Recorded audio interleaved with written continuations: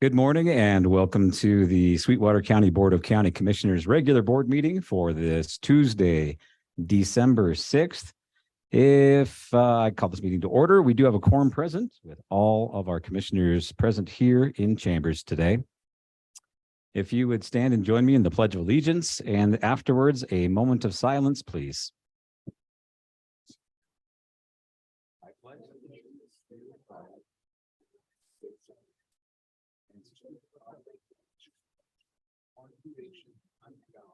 indivisible, with liberty and justice for all.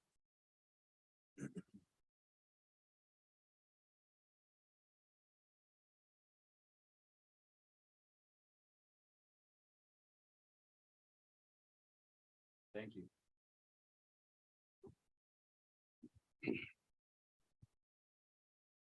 Commissioners, we have an agenda before us. What is your pleasure with that agenda? Mr. Chairman, Yes, I'll make a motion to approve the agenda. we have a motion to approve. Do we have a second? Mr. Chairman, I would second that. Thank you. We have a motion and a second. Discussion, not comments, discussion. Mr. Chairman, Commissioner Wendling. yeah, I'd like to amend the agenda and add an action item at tab Q, which is a sage grouse amendment collaborative of the grant that will be used or the grant that'll be applied for by the I want to say WCCA. All they're going to do is see the grant, but anyhow, there will be a collaborative of counties that will be working through that grant to provide amendments to the present sage grouse plan.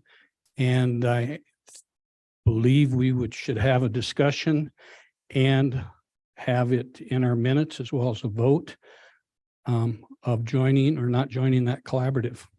Thank you. We have a motion for an amendment to add tab Q, a discussion regarding our sage grouse grant and participation. Is there a second? Second. Any further discussion regarding the amendment? All those in favor say aye. Aye. Aye. Aye. Any opposed? Nay. Yes. Opposed. Thank you. It passes and our agenda is amended with tab Q. And so without any further discussion on approval of the agenda with the amendment now. All those in favor of the agenda then say aye. Aye. Aye. Aye. Any opposed? Thank you. Then on to our consent agenda. What is your pleasure there, commissioners?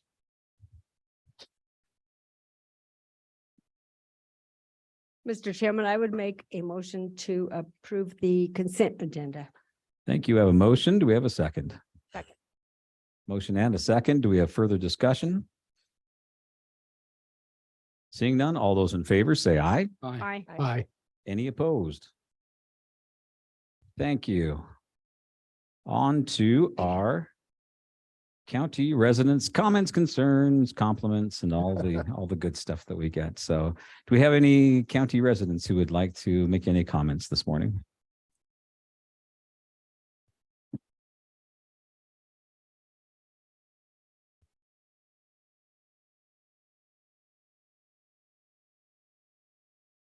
Any comments? Got any comments, Cindy? Nope. Or compliments? Yeah, I do. I think that's why there's nobody talking, no compliments. All right, then. Mr. Chairman, Yes. hey, for county residents, I know it's probably not appropriate, but I do want to take a moment and comment on how great a job Chamber of Commerce did this last weekend with their parade of lights. And the participation, I thought, was just unreal.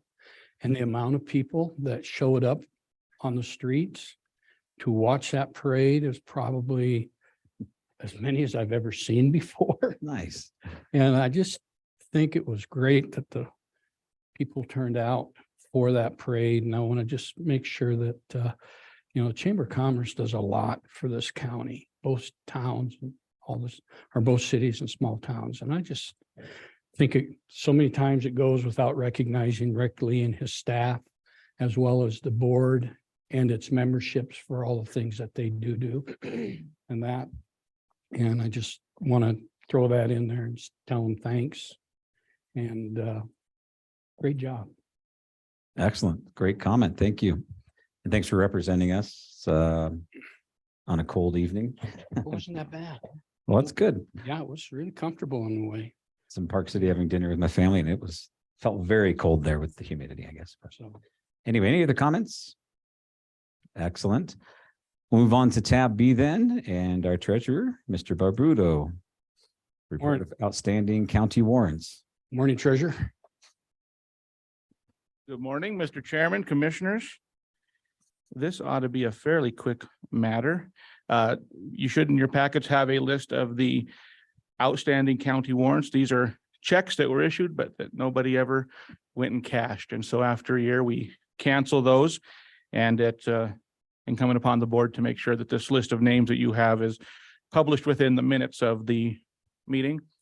And the individuals on this list then will have, within the next 5 years, they can come and present that warrant, even though it's a canceled warrant at that point, they can present that to this board and have that paid. So I guess that's the only action you really need to take, unless Mr. De Leon has any other suggestions, but to enter the list into the record of the minutes. Thank you. John, and I need to read the list. I mean, it's not that long, but okay, excellent. We won't read the list then. Any questions for Mr. Barbudo, commissioners? Then what is your pleasure with the outstanding county warrants?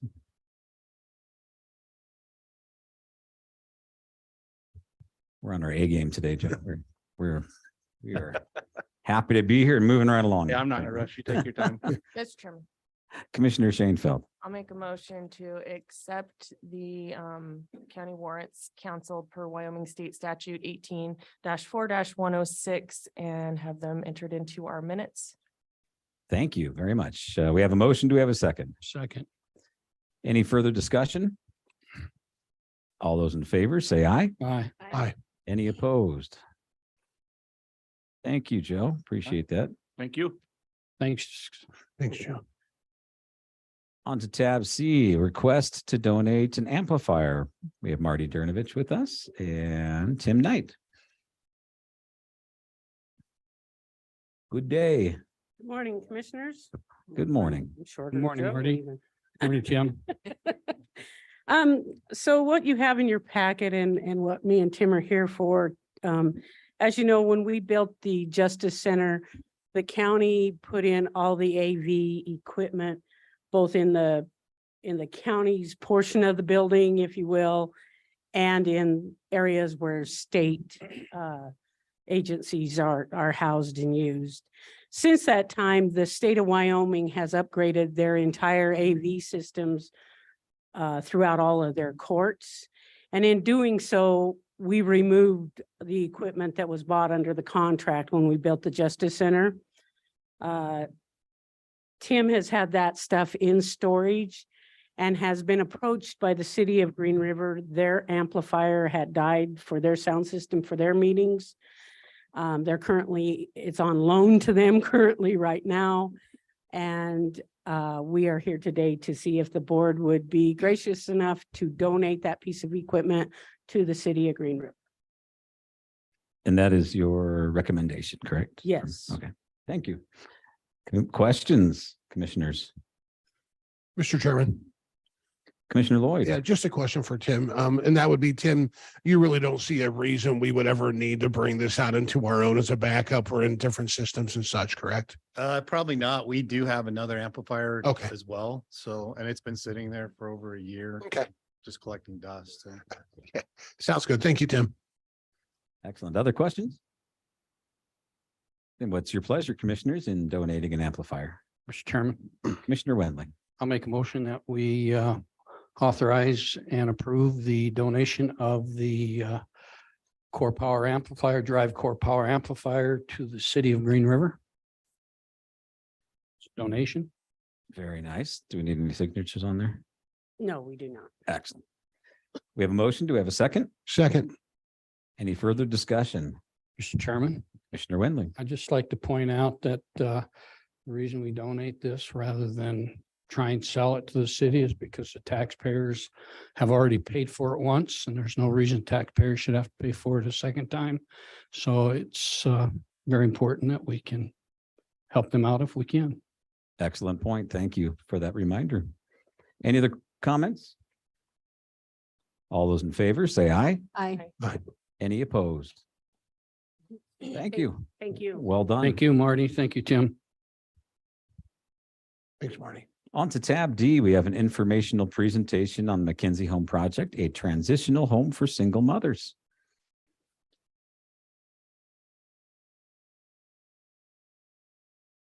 Ooh, we have visuals. We like visuals. Nice.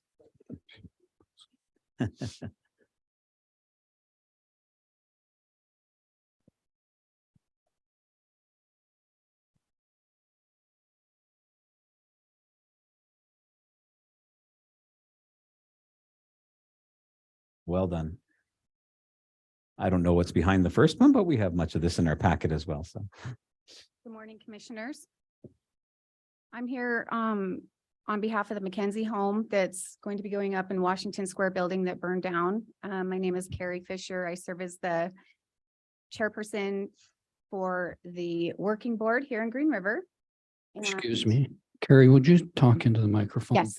Thank you. My name is Carrie Fisher. I serve as the chairperson for the working board here in Green River. And this is Mrs. Deborah Morkey, and she is the founder with the vision of it that's got us all started on it. And she's going to give you a presentation. thank you.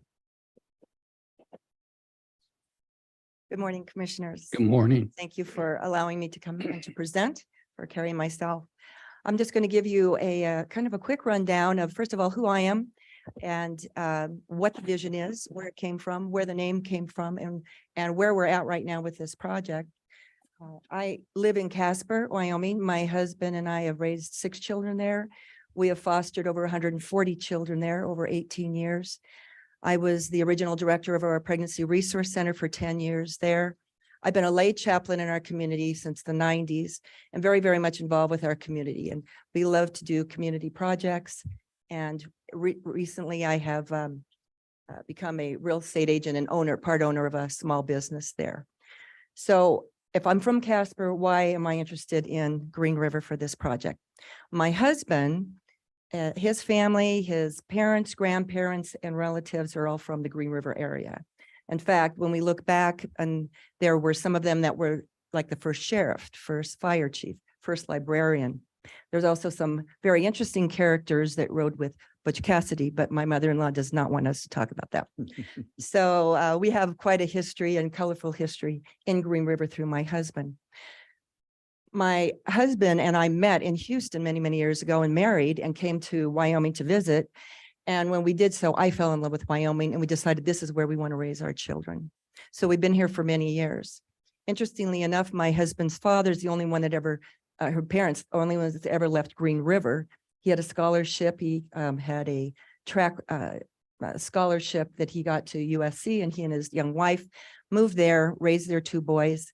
And so then I met my husband, which is interestingly enough, now 2 of our daughters, son-in-laws, and 4 of our grandchildren live in Green River. So we've made full circle. So we are here and have been here for many years, back and forth. We love Green River. We love this area. That's a little bit about me and about my husband. Unfortunately, in 2019, our little 5-year-old granddaughter, we lost to cancer. And this is the first time I saw the building. We were in the procession going up to the cemetery. And when we turned the corner and saw the Washington School building, I fell in love with it. I asked my husband, what is this building? And he said, this is the Washington School elementary school. And my parents went here for many years. And so as we went back and forth through the months, I kept seeing this building every time we'd go up to the cemetery. And there was something about this building that was just calling my name. And so I finally said, I'm going to do a little research on this building. But by that time, in 2019, in December, my daughter called me and said the building had burned. And I was personally devastated when I heard that, because I just felt that this building was something dynamic and in this community. So through 2020, which we all would like to forget, but if you remember, was the year of COVID with us all being locked down. So my visits were limited, coming back and forth.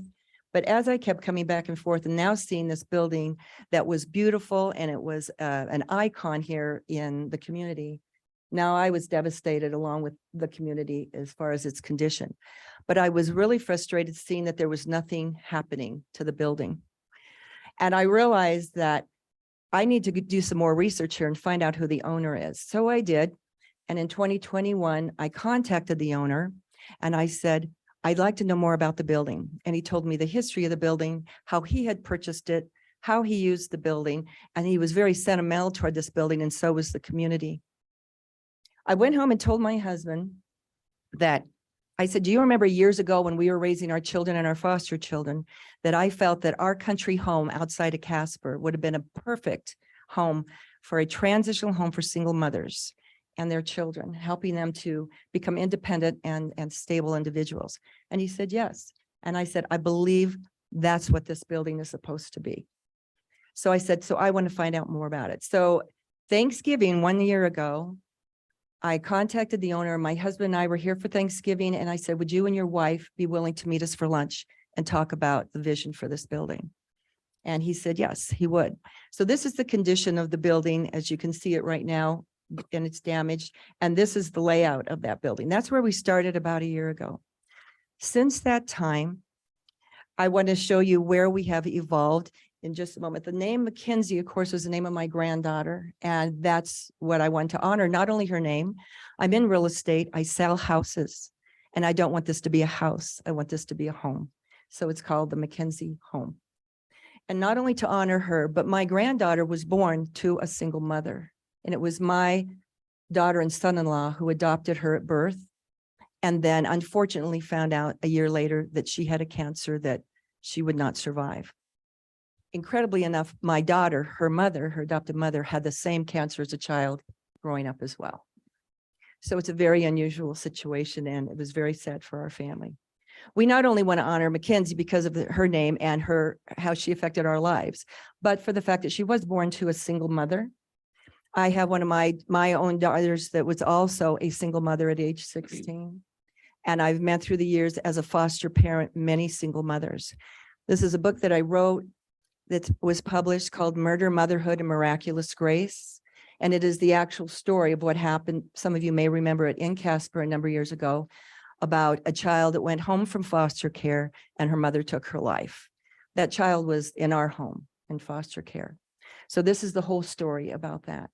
This woman said to me, because I have a relationship with this mother, though she's spending life in prison. She said, if there had been something like a Mackenzie home at the time that would have helped me, maybe I would not be in prison and my daughter would still be alive today. So I have gone before the number of people in our community, social services, our rescue mission, all of the different social organizations in Casper, and talked to them because I've built a good relationship with them through the years, and said, this is my thinking. Tell me if I'm correct. We have a wonderful society that has all these programs to help people once they've sort of, fallen off the track and have made all of these mistakes. So you take a single mother who may be very young. She may have no support. If she doesn't have any support, she's going to try to go out there and look for Mr. Right, the knight in shining armor. She's looking for him usually in a bar. She finds him. He moves in with her. She moves in with him. He ends up abusing her, abusing the child, gets her selling drugs. She goes to prison. Her children go to foster care. They come into my home. This is the routine that we have seen many, many times. And it's not just in our community. This is across the country. And this is what happens with these young women who have no support. So my thinking is, instead of having something that's catching them after they have failed and dropped, what if we meet them where their needs are beforehand? And that's what the Mackenzie Home will serve. We are not a safe house. We are not a drug and rehabilitation center. We are not a flop house. We're not a halfway house. What we are is where we can catch those women, the young women or older women that maybe have 1 or 2 children already, or even that girl that is pregnant. And we're not a home for pregnant girls. Some people have asked that too. But what we want to be is to be here and be available as a support to help these women for maybe a year or even 2 years to fit into a community, to become a part of the community, to have the community be a part of them and their lives and support. So they do not feel that they're an outcast or their children are an outcast, but that they can eventually become a stable, independent individual and a strong parent. So since November of last year, we have now developed an advisory board of 15. We have a full board, half the board, the governing board is pretty much in Casper. That's where I started it. The other half of the board is here in Green River. We have 8 board members in Casper, 7 board members in Green River. We have acquired a architect, which I'll show you some of his work on this. And we've also met with a contractor who does restore and rebuild historic buildings. We have our CPA. We have an attorney that's been on board from the very beginning. We are a nonprofit, a faith-based nonprofit, and we do have our 501c3 as of last night. Yes. So exciting to be able to share that with you this morning. So this is what the building looked like. This is where I started with my first presentation last May. If you want to take the board off, thank you, Carrie. She is my Vanna White, by the way. Yeah. There we go. So when we first started out, we said, okay, how many can we house? Well, let's look 6 or 7. And then how can we use the actual school part? There are 2 parts of this building. There's the actual original school, and then there is the breezeway, and then there's the 50s. We call it the 50s building, so we can clarify. So we thought the 50s building is what we'd like to recreate to be the home for the women. And then we would like to see how can we use the school? How can we use that to help these women and still be a part of the community? So I'll tell you what that vision is in just a moment. But since last year, we started with 7. Our architect now we have rooms for 24 women, 24 women and their children, 2-story. And it's going to be, each room is going to be sort of the equivalent of a hotel room, which would be a couple of beds, a small table chair, a full bathroom in each room, and a small kitchenette area. Not where they can cook, but a small kitchen in each, or a small refrigerator, microwave, and like coffee pot area, like you would see in a hotel. And the reason for that is I've been a part of enough group homes in my life to know that if you get a bunch of women together and ask them all to buy food and label it and keep it in one refrigerator, you're going to have problems. So my thinking is each woman has her own little refrigerator. She's responsible for her own food. That'll be a community kitchen where they can come together and fellowship and cook together. So that's the McKinsey home. Where the breezeway is right now, we're creating an atrium. So it would be a glass top, and that would be almost like an enclosed patio area, so that you would have the sunlight. You have children that need to be out there, a time where they can be outside of these rooms and feel that they're in the outdoors playing, even in the winter time. That will still connect the 2 buildings. Now, the other building, the part that's the original school, this is what we want to create. And this is the concept, because we want this building to also demonstrate what we want for these women. On the bottom floor, there will be 3 floors. There will be a basement to that floor. There will be a main floor, and then there'll be the second floor. The basement floor will hold a large kitchen area and classroom area. The main floor coming in, half of that building will be a multi-purpose room that can be divided off for classrooms for these women and for other functions for the community. That multi-purpose room will also serve the community. So the community can come in and rent it for receptions, rehearsals, luncheons, events, fundraisers, all kinds of different events, so that it's bringing the community in to be involved with these women and with this organization. Then on the other side, on that first floor, will be a large conference room. So groups in the community can come in and have their business meetings. They can have annual meetings, board meetings, whatever they want, and they can rent that area. The top floor will be all office space, as Mr. Hector Castilian has been using it for that, and that will be leased out. There will also be some more office space on that main floor. So the purpose of all this and why do we do this is because once this building is constructed and completed, eventually it will become self-sustaining and independent, because the income that comes in will help to provide the funds that are going to be needed to keep it running, keep it operating. As far as the women's program, that part will be through fundraisers, annual fundraisers that we all do in our communities and that to help them. So how do we furnish the women's housing? We do that through community. In our community, we have a teen home, and people in our community, small groups and churches, businesses, individuals have all contributed. They've adopted a room. They furnish it, they decorate it so that each one's independent. And then at the side of each door, it will say who contributed to that room, so that these women don't feel that they're just in sort of this cookie cutter institution, but that there was actually people from this community that have a heart and care about them enough to furnish that room for them and their children.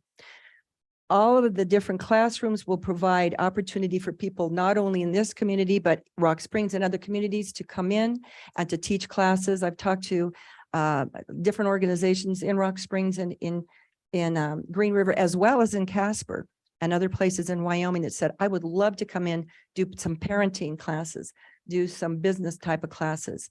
We've had men that we've talked to said, I'll come in, I'll teach them how to change the oil in a car and what to look for, how to change a tire, things like this. So the whole purpose of this is that this is in the middle of a community. Number one, it's an icon of this community. We can continue to use it and make it productive. But the whole concept of it becoming eventually self-sustaining and independent is what we want to show these women that they can be as well, but they're surrounded by a community of people that really care about them. So that is the concept of it. We were asked even last night if how would that look as a nonprofit? Could that change our nonprofit status if we were bringing in the income as far as leasing out the office space? And our attorney and CPA have said no, as long as that money is going fed right back into the building and into the program, that we will still keep that nonprofit. We are avoiding government grants. We are appealing. We're in the middle of a feasibility study right now, so that what we're looking at is seed money throughout our community and other people. Our own board members have contributed large amounts of money just to keep us going as far as the attorney, CPA, our architect, but we have a lot of bills coming in. The project is going to be between a $15 and $19 million project. Now, the second part of this is that the building as is so damaged, and to a degree that trying to create this new, a concept here in this, and to provide for these women so that we have the sprinkler systems and the updated electric and all of these things, it's not going to be really feasible. So we've already agreed that what we have to do, though it breaks our heart, is level the building. But the contractor that we have is one who not only restores, but recreates the original historic buildings. So if you would take this off, this is the drawing from our architect. If that's the right one. Oh, it's going to be the next one. That's the layout. Thank you. That's how it's going to sit on the property. Thank you. So the front, as you can see, it's going to look the same. They're going to design the same. In fact, the contractor will use the bricks that are already there. So so that we will still be recreating exactly what is there, but it'll still be a part of the original building. So the top is the front part of the building. The second one down is the back of the building. The third one down is the side of the building as you're coming up towards Cemetery Road and going up toward the facility. So that is where we are with the McKinsey building. We are really excited about it. This is where we've come in the first year. The goal is that we will have at least the women's portion of that phase, a ribbon cutting 2 years from November. And I've been very delighted because I've joined the Chamber of Commerce here in Casper, and I joined the Chamber of Commerce in Rock Springs. I've been going to those meetings, and I will be doing presentations at both of those luncheons. We've gone before the city in planning already here. And we presented to them. They're very excited about it. They've already talked to us that now that they love to see this to be able to be again, that icon in this community instead of this huge, large damaged building sitting in the middle of the, a neighborhood. So they're very supportive about it. I've talked with the mayor and the city council here. They're very excited about it. We have numerous people, even in Rock Springs and here and other parts of Wyoming, that are really willing to come in and want to be a part of this. They want to support this in different ways. I have received letters and I'm in the process of continuing that, getting on letterhead from different organizations like DFS throughout Wyoming, our rescue mission, different counseling centers, pregnancy centers that have all said, yes, our statistics show we have a need for this in our state.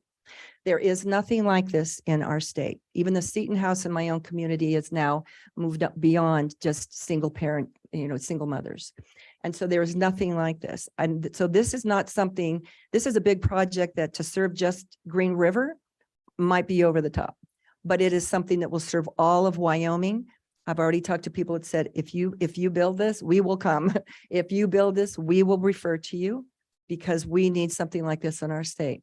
And I think the concept, by becoming self-supporting eventually, this is something that we will see other states and other people want to mirror eventually as well.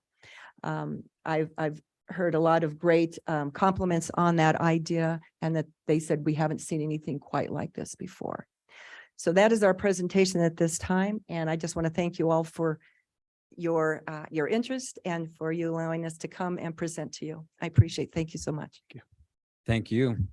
Before you wander away, though, are there questions or comments that the commissioners would like to make? Commissioner Toman. I have a question. I Yes. think your concept is great, but it seems that you're going to spend so much more money trying to recreate this building than just building a building that you could go into. This is true. It's absolutely true. And so if you're looking at what's your return on your investment, the return on the investment is who it's going to serve and how it's going to serve. And some people have asked too, well, why don't you just build a building? Well, it's because the vision came from this particular building. I believe that it's supposed to be there, and it is the Washington School building. And I know not only for myself, but other people I've talked to, they've said this building has been a real icon for Green River. So if we can recreate that, why would we not? I mean, yes, it's going to be more expensive. Absolutely. And the second question I have, you talked about becoming self-sufficient. It's going to continue to be self-sufficient only through donations though, right? No, that's why we're talking about the leased space, the office space, the space that's going to be in there that's going to be able to be rented. So the community will be coming in and they will be investing in their own businesses by leasing the office space and leasing the multipurpose room and using it for events. This will also involve the women in that. As people come in and have events there, this is helping us to train these women in different services. Also, there's been counselors, medical, DFS, different people who have said, I would love to have a satellite office in Green River. And they don't need a whole brick and mortar building. They just need an office. So it's going to encourage business also to come into that center and to bring in money. Other questions? Commissioner Shanefield. Mr. Chairman, thank you. Mhm. Not a question. As you were talking, I thought of a couple of foundations and funds that I think would be right in line with the work that you're looking to do here. I'm assuming that you're familiar with the El Bogan Foundation. Yes. And I had a great meeting with Becca a couple of weeks ago and would love to connect you if you haven't already talked to her. Thank you. And then the Daniels Fund. And I also have somebody that I recently met with from there. They're out of Colorado, and I'm not sure if you're familiar with them, but they fall right in line with the work that you're looking to do to support our community. So thank you. Thank you very much. I appreciate it. Thank you. Mr. Chairman. Commissioner Lloyd. Yeah, just kind of piggybacking on what Commissioner Shanfield, you've already took about Daniels. fun concept, but as you talked about partnering with other organizations, I think there's some great partnership opportunities within local organizations here. And I don't know if you've talked to them already, but I really see some great potential with Climb Wyoming. Yes. Also YWCA, Mhm. and of course, workforce services when you Yes. start talking about development. So those are some ideas to really move forward and looking at some of the agencies that may already be part into this situation, but not as fully enabled. So those are just some thoughts to really reach out to them. And then being a longtime nonprofit guy, congratulations on the 401c3 for this organization, because it's not like you're getting a 401c3 for a little league football league. It's a lot more of a complex status. So very good. It's a great start. Really interesting to see how this project moves forward. So those were some of my thoughts to I share. appreciate that. And all that you've mentioned, I've already connected with them and they're very much on board as well. I figured they Yes, would be. yeah. So very good. Thank you. Awesome. Mhm. Thank you very much.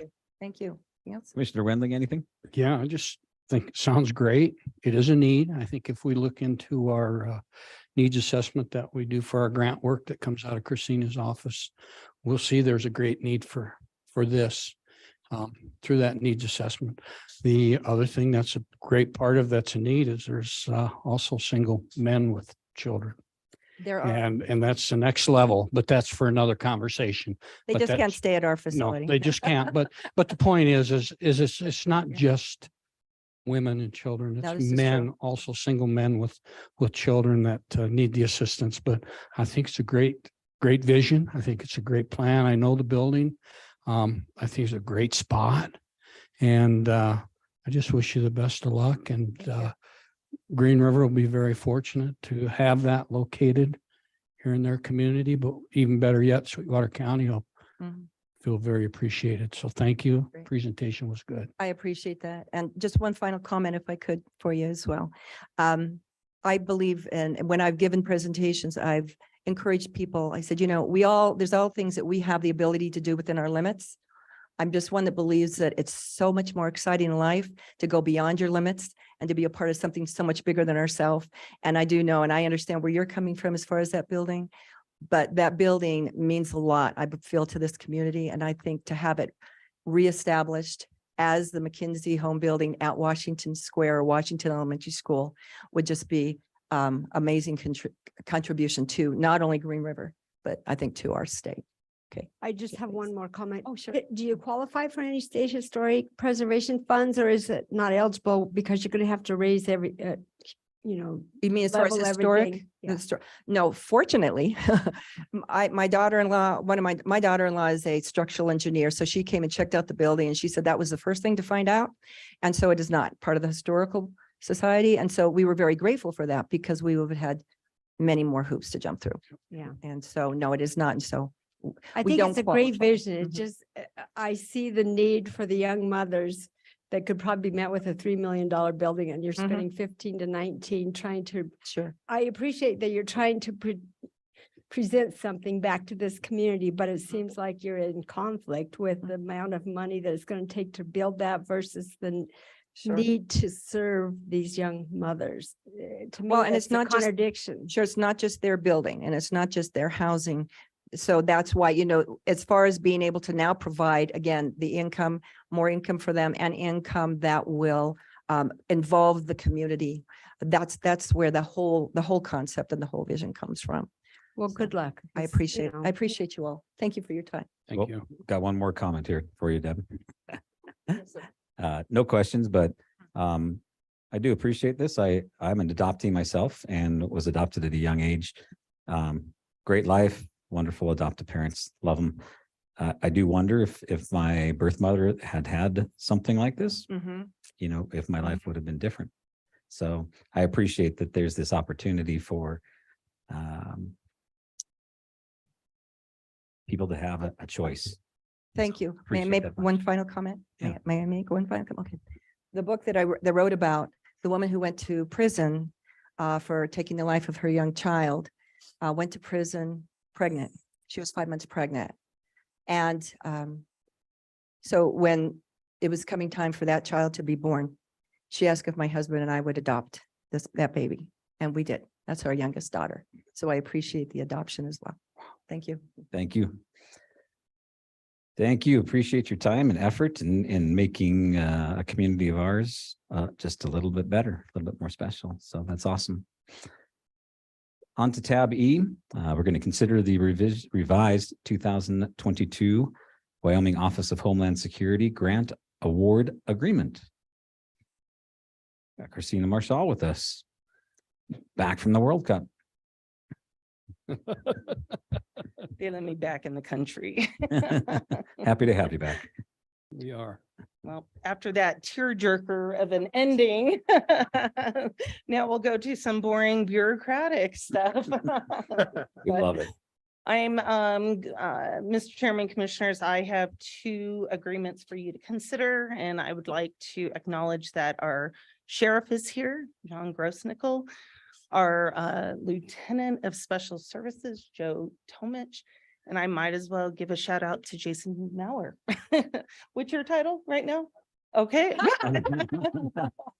Okay, we'll leave it at that. Mr. Mauer. Mr. Mauer with the Sheriff's Office, the guardians of the county.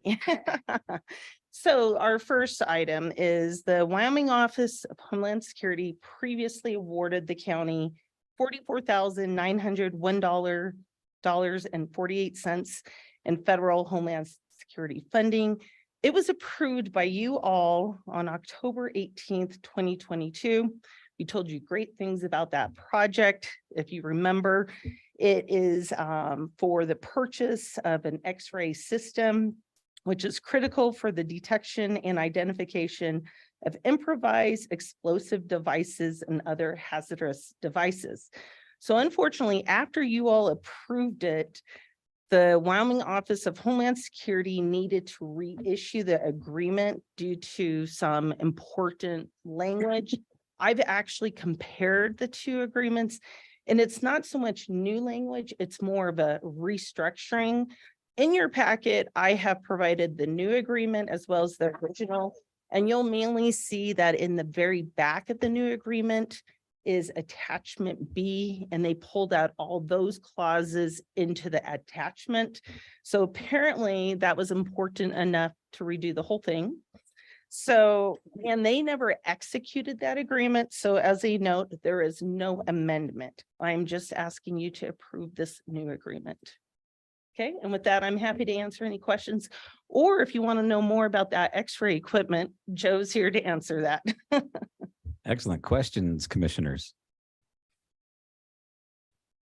Excuse me, but why did they have to redo it? I mean, can you just kind of highlight some of the points? Well, Mr. Chairman, Commissioner Tolman, as I mentioned, in attachment B, they pulled out that language, their article specific to Homeland Security.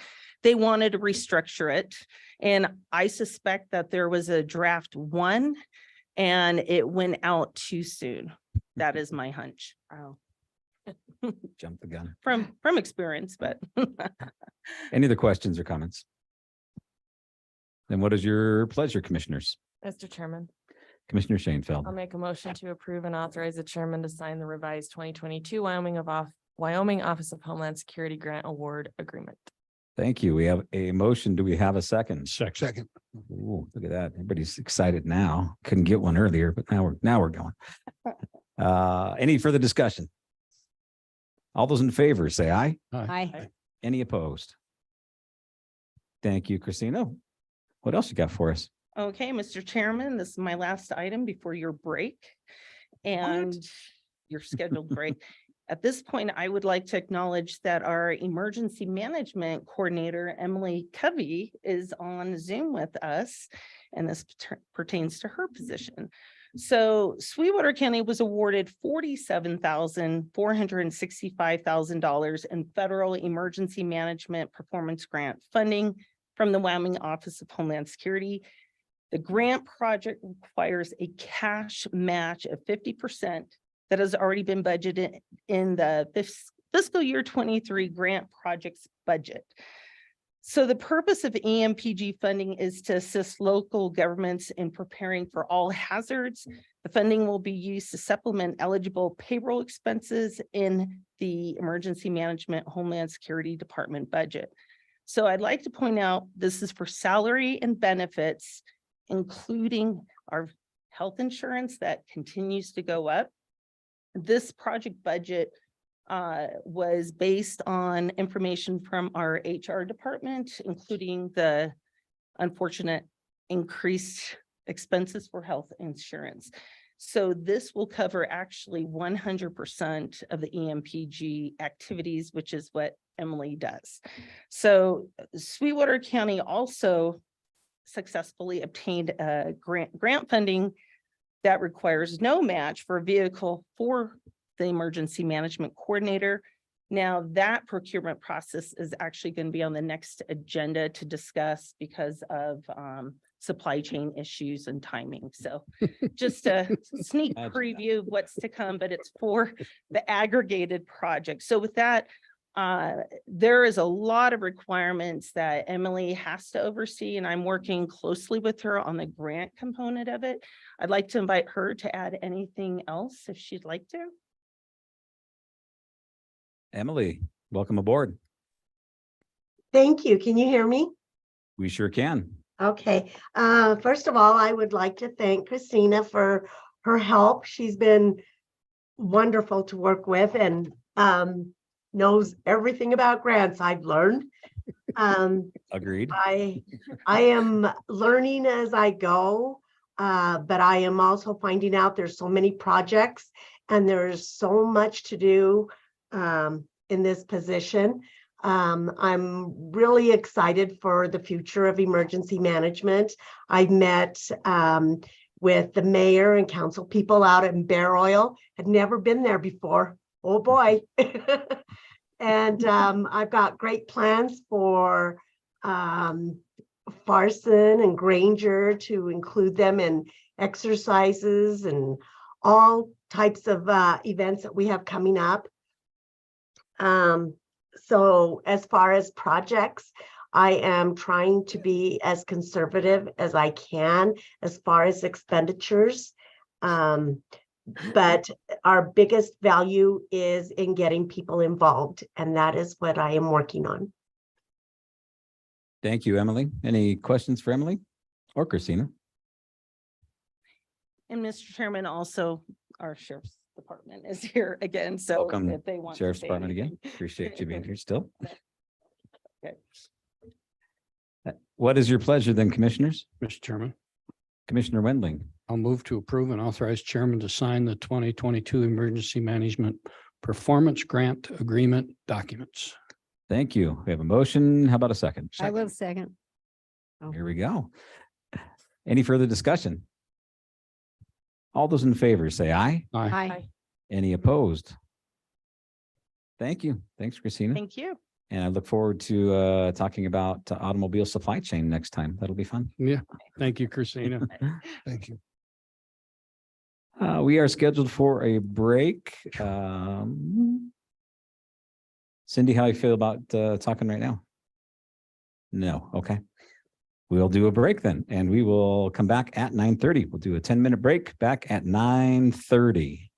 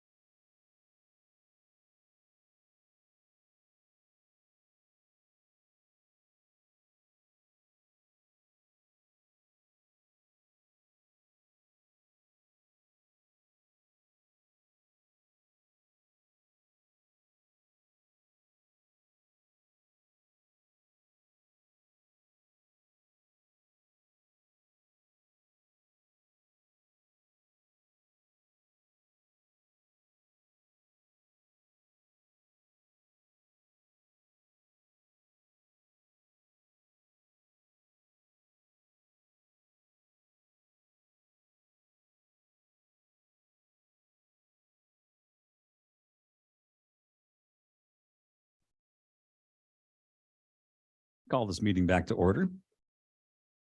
We are on tab G with our county clerk, Cindy Lane.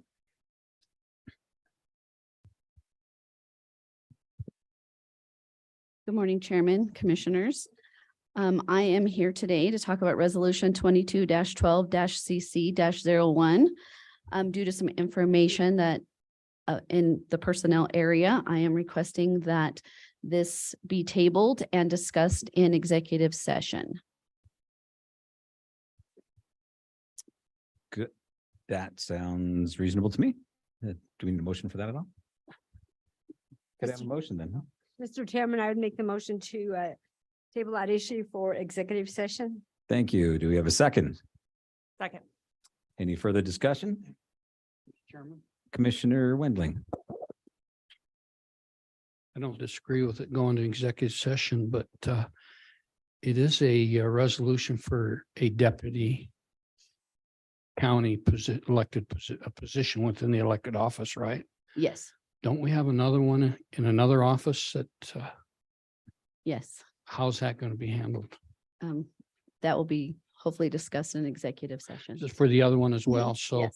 so I'm glad to hear that. So what it amounts to is we're going to go into executive session to discuss the salary for the deputy county coroner and the deputy clerk of courts. Right, the deputy coroner has to be set by resolution. The other chief deputies do not, They do. but now. they can be discussed. All right, thank you. Any further discussion? All those in favor say aye. Aye. Aye. Any opposed? Excellent. We'll visit this in executive session. On to tab H. Ms. Lane, you can stay right there and with Gary, request additional position in the clerk's office. Thank you, Mr. Chairman, County Commissioners. Welcome aboard the good ship Good morning, Gary. Good morning, county commissioner meeting. as always. Right. Before you is a request from the county clerk to add an additional position to the county clerk's office. Some of you were around, I'm not sure if all of you are around, when there were, we eliminated one of those positions during the voluntary separation program. And now, due to staffing considerations and service needs, Ms. Lane would like to request to fill that position. The cost implications are in your packet. And then you want to talk a little bit about where you're at? Thank you, Chairman, Commissioners. The reason for my request is when I took office, at that time, there were 18 positions, including the clerk, in the office. And one was a chief deputy that, of course, went away once a new county clerk came into office. And I did not fulfill any of that position for like an office manager for a couple of years until I could figure out what I actually needed in the office. And then what we did was take a current position and just add duties to that. So we did not replace a person. There was also another individual in the titles department at that time that retired before I took office, right before, and I did not replace that one as well. So we were working with 16. And then when we had the voluntary separation, 2 people took retirement at that time. We did hire someone to replace one of them, but not the second position. So we currently have 15 positions in that office, including the clerk. It has now been, since COVID, I'm not sure where all these people buying vehicles and campers and such are coming from, but we no longer have a downtime where historically it would be somewhere around September, would die down till around March. We are not seeing that. I have information here that shows that we are doing more titles each month with the 3 less positions in there. My staff has been amazing. They work through their lunches. They work on weekends. They come in early, but we are still 4 to 6 weeks out on titles that are coming in.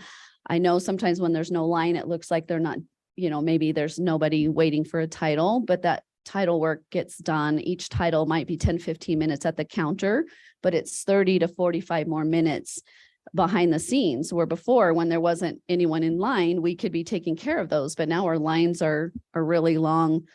Right now it's around Christmas, so maybe people have settled down a little, but our lines are constantly long. There's no in-between time to work on the titles that come in through the mail.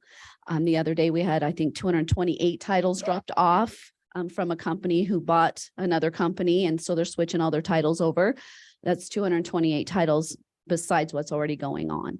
So my staff is doing the best they can. It's just, we're not, in my opinion, serving the community the way we need to be. Thank you. Well, Mr. Chairman, I can't attest to the lines because they're down around front of my office. And then, with elections going on too, it's just a lot of land records, a lot of new housing developments, people buying houses. Everyone is really kind of swamped right now, and I don't have enough staff even to cross train. So cross training had to stop a couple years ago. So when someone is out of my land records department on a vacation or sick, and then this couple months ago, then we had an emergency happen. And so we just had people trying to cover land records for a day due to an emergency. And I really need someone to be able to be trained back there so they have some help as well. Thank you. Just a clarification question on the cost estimate on the position, the restaff position on the far right. It says the cost of position for 5 months, but it has March, April, May listed. So it'd be 3 months. So is that the true cost for 5 months or 3 months? Or do we? That's the cost. 5 months. Okay. And so that would just be for the rest of this fiscal year. Yes. How soon it can be filled. Right. I'll advertise, and then I don't plan on, if this is approved, I don't plan on hiring till January. Good. Get us through Christmas and all of the holidays, and then start fresh where they can train before the uptake of the not downtime anymore. But it does get busier. Very good. Any other questions? Then your pleasure, commissioners.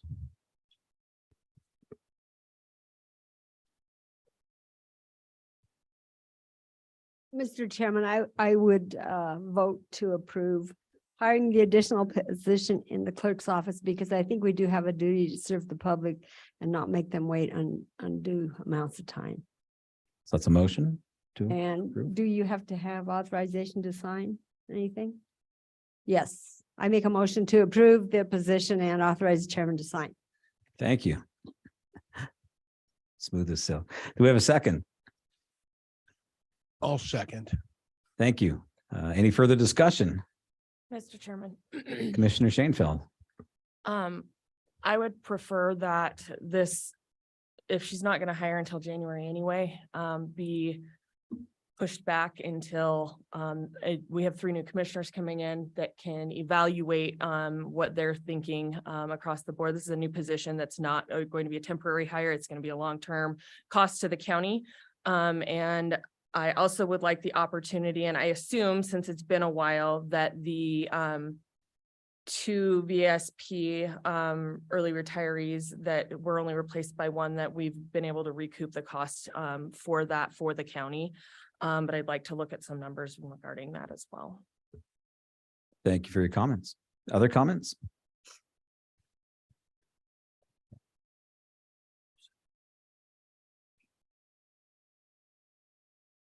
No.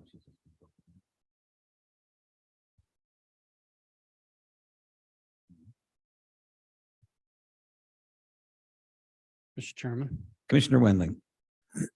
I'm in agreement with Commissioner Shanefield, but rather than vote it down, I would much rather see it tabled until a meeting in January where that new commission can take a look at things and see how it fits within their mission and their vision for the county and that type of thing. I think that's probably one of these things. I know it's we have business to do and we're responsible to do business, but I think the efforts that have been made even through the good and the bad times of watching and adding full-time staff, even to positions where they've been reduced. I think it needs to be watched carefully, and it needs to be one of those things that over time be corrected. So with that, I would make a motion that this be tabled until I'm going to say the second meeting in January, because that'll give first meeting time to get oaths in and that type of stuff, and then give them a couple weeks, do some visiting with HR, visiting with the clerk, and visiting amongst themselves. So with that, I'd like to amend that motion to table it. We have a motion to table. Do we have a second? Second. Motion and a second. Further discussion? Mr. Chairman, Commissioner Lloyd. I've been pretty vocal the last couple of months that I don't like to hold off on decisions just simply because there is a new commission coming in. And I think it's very important to look at those situations, but we also have business at hand that's been presented to us to take a look at. And I've been pretty vocal that, I've still got 2 more meetings and I have decisions to make. And, but I also think, I think this is a decision I could hold on, and here's why, is I think there's some bigger things we can look at. And I've actually had some conversations with some of the other commissioners coming in and, with structures and those things. And I think this is one of those things that could be looked at. So kind of going and being hypocritical against what I usually would say, I would be okay with this being held, but I do think it's important that we as a current board continue to also march forward the best we can, because we are the current board. So. Thank you.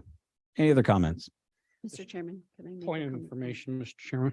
Commissioner Wendling. I don't think we've backed off on anything other, so in lieu of Commissioner Lloyd's comment, I agree, we continue moving forward. I do not believe we have stopped doing business, and I don't necessarily hope that that's implied. Thank you. Thank you. Ms. Lane. Thank you, Chairman, Commissioners. I just wanted you to know I brought it forward now because I wanted to get started at the beginning of the year. I could have hired before then, but with Christmas. However, I just know that you are the commission that when we took everything down, understood why we took it down. It would maybe understand why, when we took it down as far as we did, why it might be necessary to bring it back forward just slightly. So that's why I did it at this time. Thank you. And my comments would be along those lines. We've been the commission doing business. We set this budget. We approved the VSPs. We've, take responsibility for the state that the county is in right now, for good or for bad. And so I don't mind voting to fill this position currently. Again, if we're a month out, if we're 2 months out, I don't know when you draw that line of hey, let the next crew take a look at it. So those are my comments. We have a motion and a second. Any further discussion? Could I comment once more? Commissioner Tillman. I do respect that we have new commissioners coming on board, but I've also seen that the workload is put on the staff and the weight is caused the public. That's my only concern. And since the department is down 3 positions from what it was when you started, I think that would justify being able to continue to work efficiently. Thank you. With that, we have a motion and second to table tab H. All those in favor say aye. Aye. All those opposed, nay. Nay. Nay. And nay from me as well. So then we go back to our original motion to approve the request for additional position in the clerk's office. We've had a motion and a second, had discussion and an amendment. So all those in favor say aye. Clarification, we're voting for the motion to hire. Is that what you're saying, Mr. Chairman? The motion was to approve the request to fill the position in the clerk's Okay. office. Yes. Sorry if I didn't say that quite right. So that is the motion that we have and that we're voting on. All those in favor of approval of the position in the clerk's office, say aye. Aye. Aye. And opposed. No, No. Thank you. Have a position. On to tab I, resolution for additional holiday. Mr. McLean. Thank you, Mr. Chairman. At the previous meeting, the board had taken some action to approve additional Christmas holiday over the break. And the requirement is that the board do so by resolution for those approved holidays. And so before you is a resolution approving the additional holiday over the Christmas holiday season. The current Christmas holiday falls on Sunday, so according to policy, that will be observed on Monday. The board approved an additional 8 hours during the previous discussion for Friday, the 23rd, and this resolution takes action via resolution to implement that.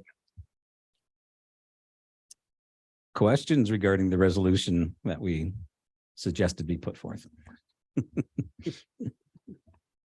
looks good. Good, then I will entertain a motion to approve Chairman? this. Commissioner Wendling. I'll make a motion to approve resolution number 22-12-CC-Z2, a resolution authorizing additional official holiday for county employees for the year 2022. Thank you. A motion. Do we have a second? Second. Further discussion regarding the resolution for holiday? All those in favor say aye. Aye. Aye. Any opposed? Thank you, Gary, and thanks to the staff, and hope this is a small token of appreciation from us, and enjoy the holidays. On to tab J, our Wamsutter contract with Sheriff's Departments. Mr. McLean.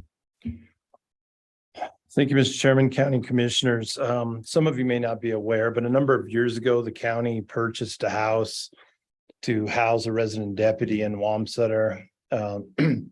And as things go in Wamsutter, we have more people and less people. And as the economy grows and wanes, we try to move with it. The current circumstance is that the sheriff would like to place a deputy to meet the needs in Wamsutter. As you know, this time of year especially, you're looking at an hour and a half to get down there to respond to issues. There's certainly growing economic activity in the area, some increased well drilling, Gateway South project and others. And so the sheriff had requested the housing agreement be approved or considered and to place a deputy down there. This agreement is essentially between the county and the deputy, kind of like a landlord tenant agreement, but this is as a condition of his employment. So this is not, he's not a tenant in this role technically, but an employee who's occupying county housing. And this addresses the terms and conditions while he is in that residence. And I think the sheriff's here. If you have any questions, we'd be happy to address those. Mr. Chairman, So the agreement is between the county and the employee. That's their responsibility, but living there. And then the county has the agreement with Wamsutter? Is that? what- No. So the agreement, we own the house. The county owns the residence down there. We purchased it, I don't know, Oh, many years That's ago. right. Okay. And so it's just a agreement with the employee who's going to be residing in the house about the terms and conditions, what they can and can't do. Okay. How vacation, if they leave the house, how that'll be handled, any damage, how that'll be Okay. handled, so on and so forth. So no, not really a contract with Wamsutter at all. No. Oh, Yeah. Thank you. Well, though we have done those types of things in the Yeah, past. that's yeah. what I was thinking. That's not the case here. No, it's just a housing agreement. The difficulty in this situation, and why we brought it up, is this, that it's really an internal agreement with an employee. But we run into this conundrum that really the board is the only one that can contract The employee's the employee of the sheriff. So if there's any inappropriate conduct, it'd be his responsibility to address that. So we just thought it was cleaner to make sure there was an agreement, involve the board, make sure we're comfortable with because we redeveloped it. We'd done this a long time ago in the past. This is a new agreement. And so we thought it was best just to bring him for the board and have the sheriff here to address any questions. Thank you. Commissioner Tillman, sorry to, I just wanted to Postpone point it. out that some of us attended that presentation by Williams. They're proposing to bring in 250 to 300 additional employees for that hydrogen hub and the additional wells they're drilling in the area. So I can definitely see the need to have a officer in position in Wamsutter. thank you. Any other questions or comments? Then what's your pleasure, commissioners, on tab J? A contract actually with our employee, Mr. Yeah. Chairman, not Wamsutter, It's a little misleading. isn't it? Yeah. Commissioner Shanefield, I'll make a motion to approve the sheriff's agreement for county provided deputy housing in Wamsutter as presented. And I would second that. thank you. Any further discussion? All those in favor say aye. Aye. Any opposed? Very good. I think it'll be great. It was yes, okay. On to tab K then, our discussion regarding a public information officer. Mr. McLean, as well as Commissioner Shanefield and Sheriff Grossnickel.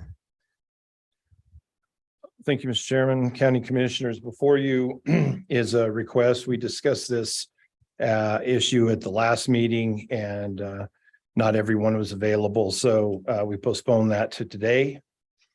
For some time now, there's been some discussion about creating or expanding the duties more appropriately to the public relations director role to provide public relations information, not only on behalf of the sheriff's office, but on behalf of the county commissioners in the county, using the skills and talents that Mr. Mauer has in furtherance of that. And so before the board is an amended or modified job description, expanding those roles and responsibilities. As long, in addition to the, as discussed last week, the sort of 10% increase for that additional role and responsibility. I think we discussed that there's sort of two sides to this role. One is obviously the outward communication, both to the public and potentially also to staff, using the media channels available, and also the ability to monitor and provide feedback to the board to identify communication gaps and how to fill those to make sure the information that's out is what is accurate in what the board and other entities intended. And so that's what this is an attempt to accomplish. I've worked with Commissioner Shanefield on the job description. We've discussed that a couple times, and also with the sheriff and Mr. Mauer's help. Thank you, Mr. McLean. Sheriff, is there anything you'd like to add? Just the importance, Mr. Chairman and Commissioners, of this role. We've used it often and we've had to. And like Mr. McLean said, it's not just putting press releases out, but Jason monitors everything that goes on as far as the sheriff's office and is able to head things off before they become an issue or before it blows up. So it's a very vital role. I do want to emphasize he will be working for the sheriff still, correct? And Correct. Correct. because we see those on a daily basis, multiple incidents where the media is calling us for outrageous things, and rightfully so. It's stuff that they want to know about. So it is a vital role, and he should do great in that as long as he's still willing to. But I appreciate all the hard work. Jason is a commodity to the sheriff's office, and it'll be the same for the county also. Jason, I did not see a nod of the head. I just saw a stare. Is it? Okay, all right. The eyes said Could we yes, I hear guess. from Mr. Mauer, I mean, a little bit about what you might see you could do. Yes. Come publicly inform us. Well, and how we might best communicate with you, because he's right. We don't want to have 5 of us or 25 of us, giving you a billion different ideas. Yeah, how would you see the role so it could be feasible, I guess? Well, Chairman Smith, Commissioner Tillman, I appreciate it. Been doing this for 4 years now, under Sheriff Gross Nichols' leadership. It was something that I was reluctant to do because I was more of the high-speed, low-drag law enforcement officer for the first 8 or 9 years of my career, but it's something that I really come to embrace. And as the sheriff said, it's in this day and age, it's a role that is critically important. And I know I've had conversations with some of you individually.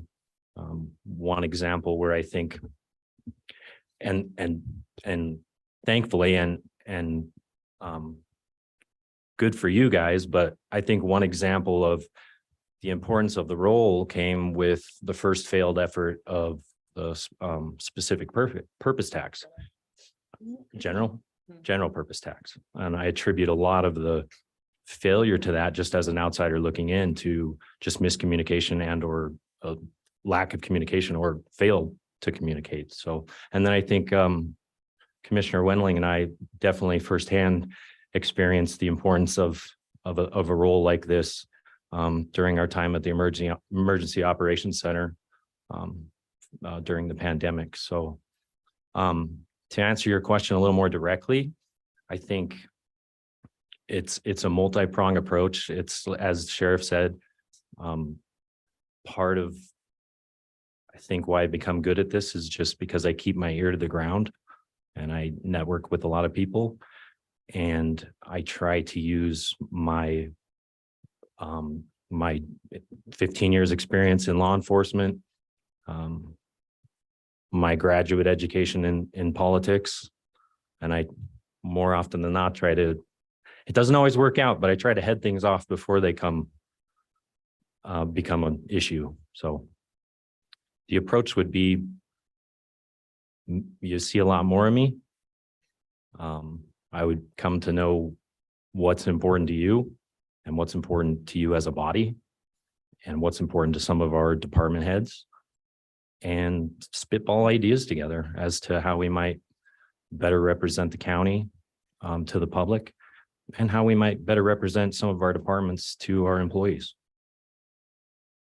Well, Thank you. yeah, Any you're questions? the ones we've seen from the sheriff's department have been very impressive. And I just hope that you would feel you could communicate, if we do this, that with the new commissioners and all of us, that you would feel that you could communicate with us if you feel like we're getting off track as far as what we're demanding of you. Sure. I mean, I think the advantage of using an existing, not only an existing employee, but also one who happens to be a sworn law enforcement officer at the sheriff's office is, you know, I am around. I do have a county vehicle. It's not difficult for me to drive over here and be seen and make myself known. And some people like me. So Who are they? yeah, who are they? The list. Hey, the list is short. Hey, if there's one, that's great. I'm still working on that. So any other questions? Mr. Chairman, Commissioner Lloyd? just a couple comments. First of all, I want to thank Jason for visiting with us and talking about this option. I want to say I've known Jason for a long time, even before I became a commissioner, and through a couple different avenues. And I think one thing that's not well known about Jason is something he actually mentioned, is he actually has a master's degree in political science. And I think that kind of lends to what we're talking about. I think one of the advantages Jason also has, and as we look as a POI, is twofold to me. One, on a cost, since it's bringing someone in, it's not the big salary of a POI, it's much less significant, but he has relationships already built within the community and the media networks. And I think Jason has shown during the pandemic specifically, because not only did he do the work for the Emergency Command Center, he continued to do information sharing for the Sweetwater County Public Health Nurse, Public Health, and served in that role at that point. With that being said, I'm a huge supporter of what Jason does and thinks he can do very well in this role. But I think a couple of things I do want to bring up on the adverse side is, it is difficult sometimes to be the information officer when you're not in the direct line of the information. And I think Mary does have a point of what's the process is going to be to make sure he is involved and has those. And I know Jason will work hard to be in there, but that is a small negative. And I also wonder, and I don't even, I've been hesitating if I was even going to throw this out, but I guess I'll throw it, is I've also wondered sometimes, and this is a bigger discussion, but would it behoove of us eventually, and I think this is a decision I'd let the new commission make rather than us, but would we eventually want to look at something where it's not a position, but we look at Sally's position that currently works under the clerk and the commission? Could that eventually become a position that only worked under the commission and maybe helped with some of those duties, and have that and then this position that's under the clerk, that Sally does both in, be there? And Sally does a great job in her job, and I would be happy if she stayed on the commissioner side. But I wonder if down the road, that's something we also could do to take a look at addressing these factors. So just throwing that out there, it's just some of those concepts and discussion out there. But I do know Jason will do a fantastic job if we move forward in this, and he's shown that. But like I said, I do think some checks and balances and some direction and how this is going to work for Jason too, because I don't necessarily want 33, 9 department heads and 5 elected officials throwing out press releases to him every day. There's got to be a balance to that. Mr. Chairman, That's my comments. Thank you. Yes. if I may may. respond. Commissioner Lloyd, so that's actually part of my reluctance is I'm very interested in this opportunity. I think it's a natural extension of what I've been doing. Again, it's something that I've didn't necessarily want to do when I was thrown into the role, but have certainly grown into it. The need for a countywide public relations director is actually sort of where this idea was born. And I think the first discussion was with Commissioner Wendling and myself during the pandemic. I've also had discussions with yourself and Commissioner Shanefield. I've always been with the Sheriff's Office for nearly 15 years. I'm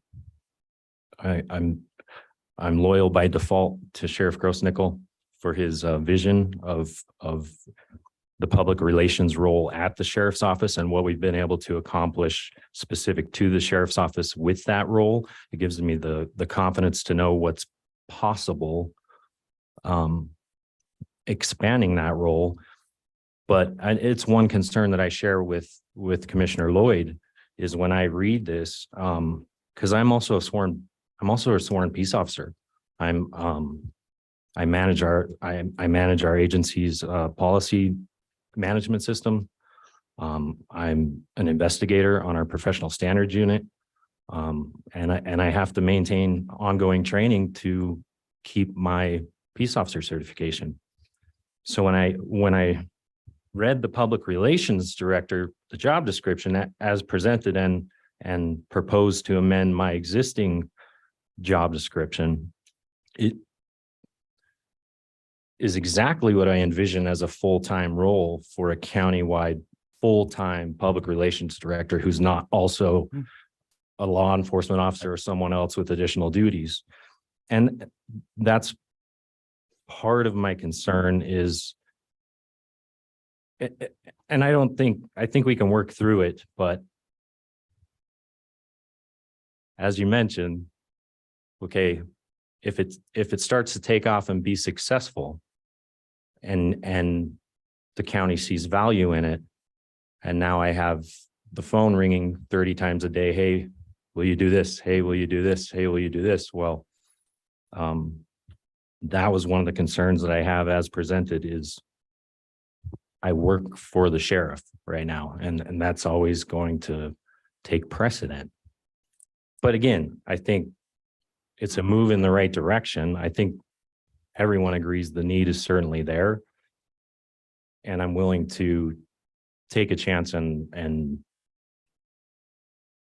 find a way to make it work and see what comes of it. I think that we're dipping our toe in the pool and appreciate you coming along with us dipping our toe in the pool before we jump all the way in the pool as we try this.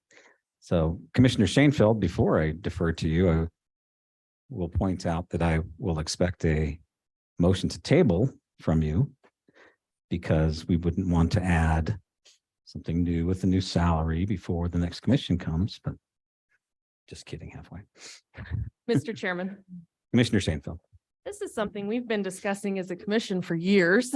Yeah. And so I think that exactly what you just pointed out is this is somewhere to see where it goes, to see how big the need actually is before we look at making any changes to any, additional positions or anything, And so I would expect that if we move forward with this today, that we have a follow-up, probably I would think in February would be appropriate, give you a month and a half to get your feet under you and start to understand what that looks like. And then allow some discussion about, how do we make sure that your time is not being overwhelmed by this? Because we do recognize that you have other duties and responsibilities. And then I did talk with Sheriff Grossnickel about how do we have you track your time just so that we can really fully understand how much time you're spending on what is that taking away from the work that you're doing for the sheriff, and what value add is that? Is this something that should be a full-time position for the county moving forward in the future, and things like that. The other thing is we were very cognizant in looking at this. We don't want to affect your law enforcement retirement, and that's been a big discussion that we've had. You put 15 years in, and that's 5 left. And so that's very. Thank you for reminding me. Very near and dear to my heart. And so I think that that's something that's been a discussion as well. And I also just want to say thank you, because we had the discussion here at the commission level, and I think it was a 3-2. It failed to move forward with a new position or something. I don't even remember the full discussion, but we decided that it wasn't the right time to hire a full new position. And so I sent an email out to all of the department heads and elected officials and asked if they had somebody that would be able to help in this area, recognizing that we have a huge need and that it's been recognized as a gap for our county for a long time. So I just want to say thank you to Sheriff Grossnickel and to yourself, and to the other two that put in. I know Eric and Kayla and Cindy and Sally all said, we could potentially help in this area. And so I think that says a lot, that we're all willing to work together and try to figure out a way to make this work for the county. So thank you. Thank you, Commissioner. Any other comments, questions? Chairman, if I could just add, McLean. one of the things just to understand, I think this goes to Commissioner Tolman's concerns.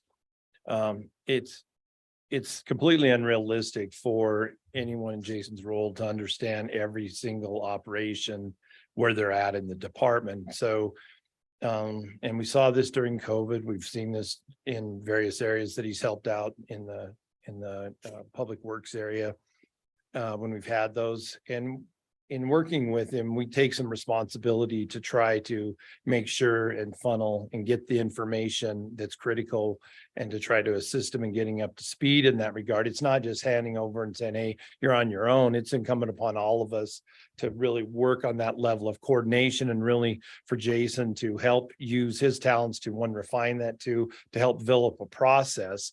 But it's by no means can we just say, hey, figure it out and go cut press releases or go monitor stuff that he may not even be aware is important to the department. And so during COVID and significant weather events and other things that we've had, we've tried to draft up and provide information that's relevant to that, and then work back and forth with Jason to refine that and get it out in a targeted, effective manner.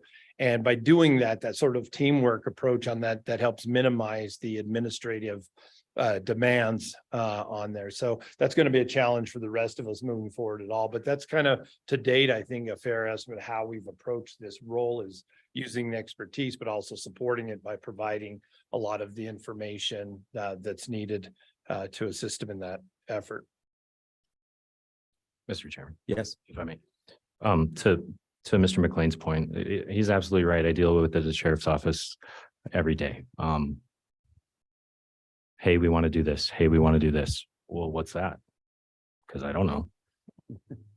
And through trial and error, we have found a process where, okay, give me the bullet points, or let's have a conversation. It can be on the phone. It can be via email. That's one of the luxuries of working in this day and age. Explain it to me, because I am at heart an academic. I like to learn about these things. Explain it to me so I have a basic working understanding. And then give me the bullet points of why it's important to you. And then let me go do my thing. And then I'll show you and we'll go from there. I think that's a great philosophy going forward here, even with the county as well. You've made it work with the sheriff's office. I have no doubt it will work well. Might be a few hiccups and bumps along the way, but I think it'll be great. So commissioners, we have a job description. We have a memo outlining the increase in salary. All this would take effect on December 7th. So what is your pleasure? Mr. Chairman, Commissioner Shanefield. I'll make a motion to approve the job description as presented. And do I need to do two separate ones, John? I can put them together. Okay. And approve the memorandum of the salary increase of 10% for these additional duties. Effective January 7th, 2022. December. Oh, did I say I heard. January. December 7th, 2022? Perfect. Thank you. We have a motion and do we have a second? Second. Any further discussion? Mr. Chairman, I'd like to see that motion amended that there be a review in 3 months to see how it's going and that type of thing. And then determine also there might be another review, but I'd like to see that motion amended for 3-month review. I'll second the amendment. Okay, we have a motion and a second on the amendment for a 3-month review with this agreement. Any discussion regarding the amendment? All those in favor of the amendment, say aye. Aye. Aye. Any opposed? And then on our original motion of approval, any further discussion? Mr. Chairman, Commissioner Lloyd. kind of to tag on with the 3-month review, I know this commission at the beginning of the year chose not to go with liaison, so I just think it would be good to put it out there that from talking to the new commissioners and listening to the campaign trail, I do believe the liaison system would be coming back. And one of the things I think the new commissioners could consider is a liaison to the public information officer, and that might help some of the concerns I threw out there. So that just would be more of a thought process to look for in the future. Thank you. Any other Mr. Chairman, discussion? that Commissioner also Coleman. allows the sheriff and you at 3 months to say, we reject you.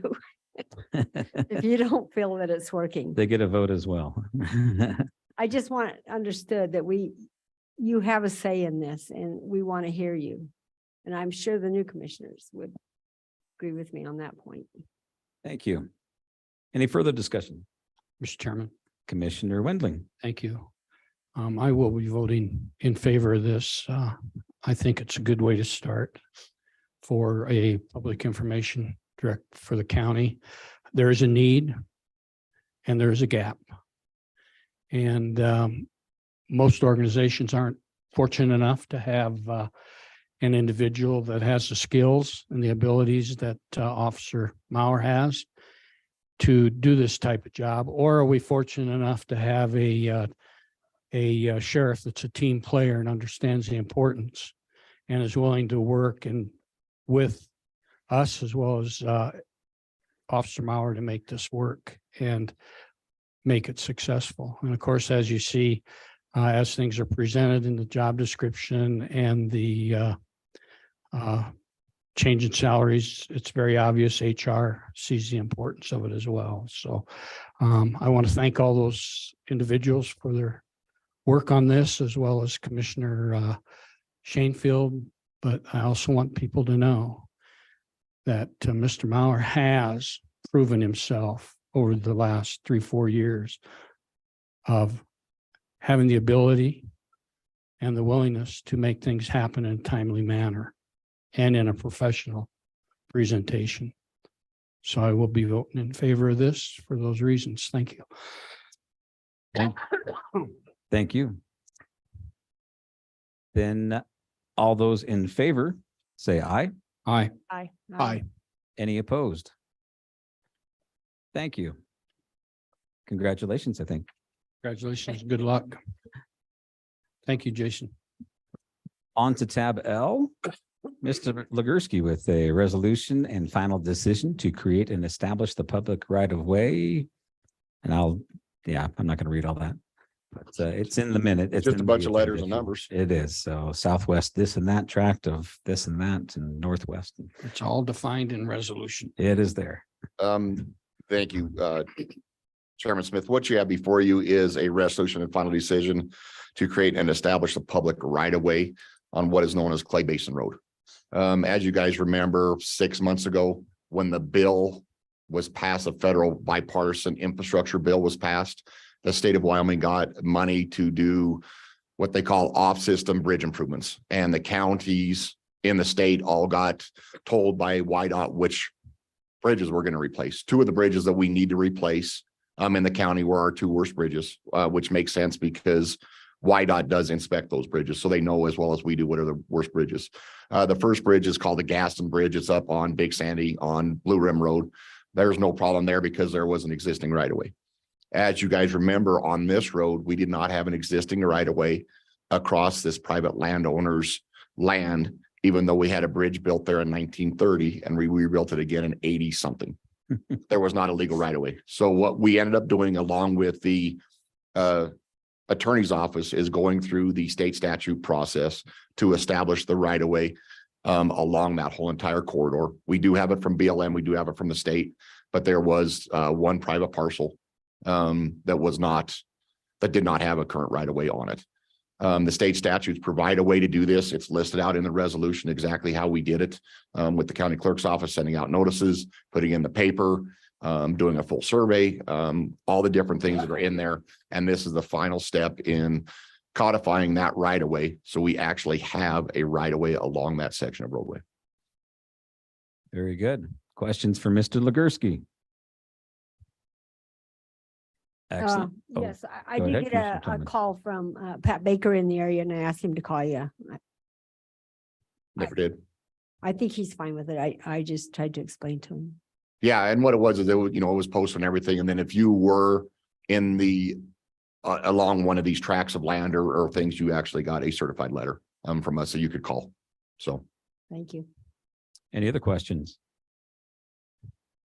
Seeing none, what is your pleasure, commissioners? Mr. Chairman, Commissioner Wendling. I'll make a motion that we approve resolution number 22-12-EN-02 as written. Excellent. Nicely done. And do we have a second? I'll second. We have a motion and a second. Further discussion. All those in favor say aye. Aye. Aye. Any opposed? Thank you. Gene, you get tab M as well. Mr. Bingham has something to bring up before we go to tab M. Thank you. Mr. Chairman, regarding the next two items that are on the agenda, I just ask that you could possibly take your break before we hear those things. The landowners are in here and there's been some changes and we'd like to have an opportunity to have a discussion with them. You bet.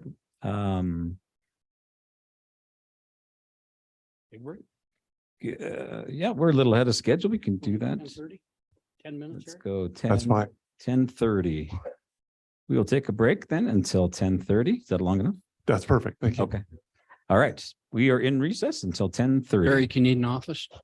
No.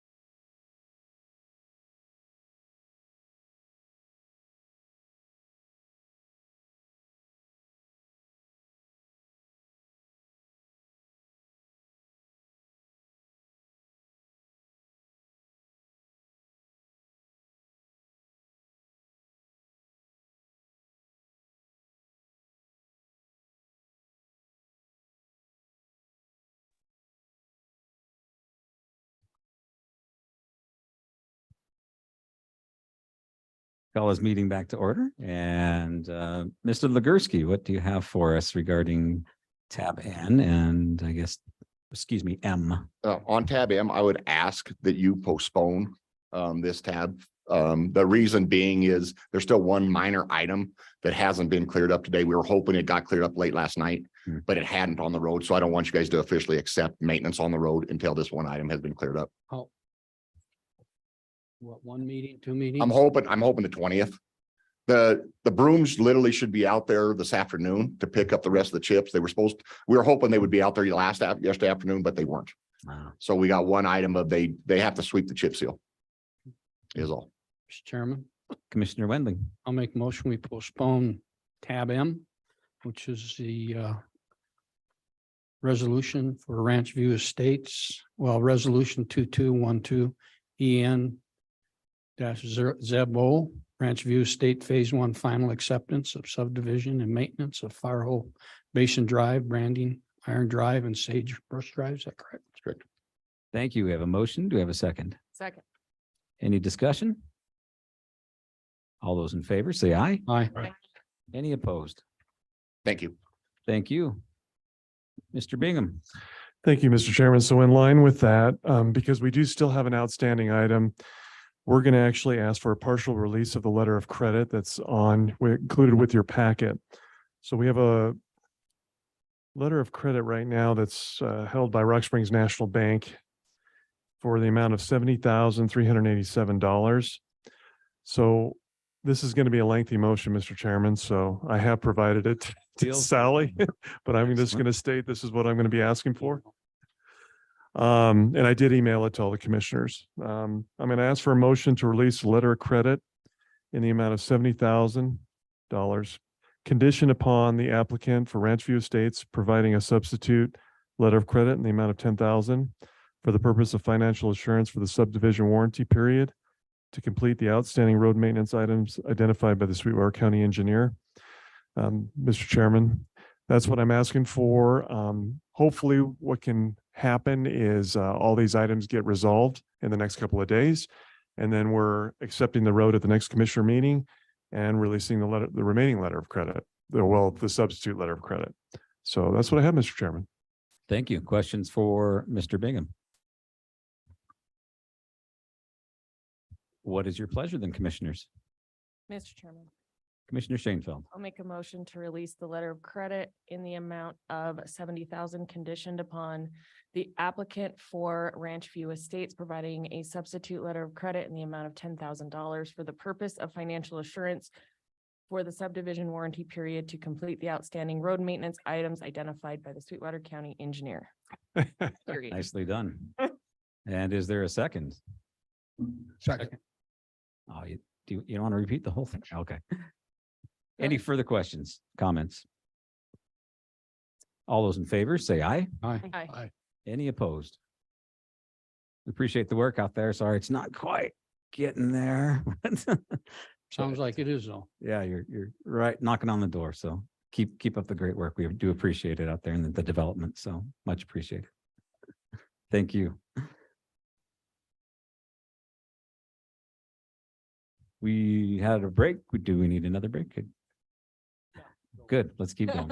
Tab O, the issuance of order on Love's Travel Stops amended conditional use permit. And we have Mr. De Leon. Would you like to address this at all, or would you like me to do it?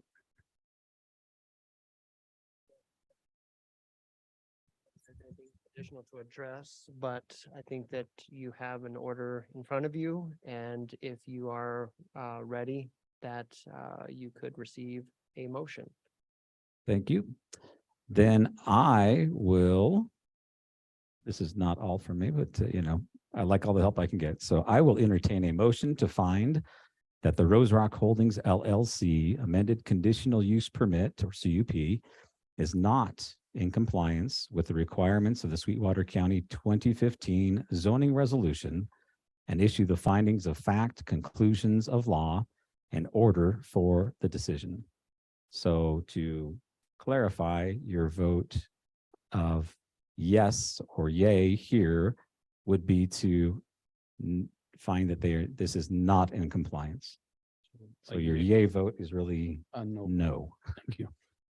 If that, other questions or comments, so that we're just clear on this. We had a special meeting about it, so I hope we all understand what we're voting on. Mr. Chairman, Commissioner Wendling. I will make a motion as presented, as you have presented. Thank you. There's a motion. Do we have a second? Second. Further discussion? All those in favor then say aye. Aye. Aye. Any opposed? Abstain. We have one abstention. Thank you. Mr. Brubaker not here. We are well ahead of schedule. Let's do, We're going to executive. we have session.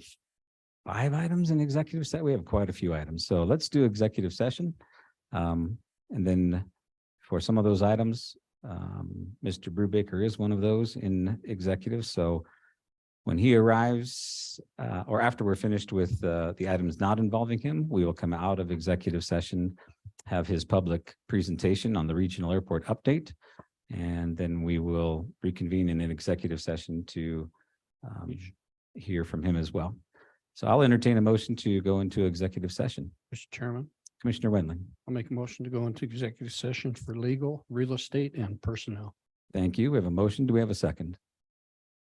Second. Any further discussion? All those in favor say aye. Aye. Aye. Any opposed? Thank you. You know, we could have, never mind. Did we have? You forgot about our, Oh, tab Q. it's okay, we'll do it.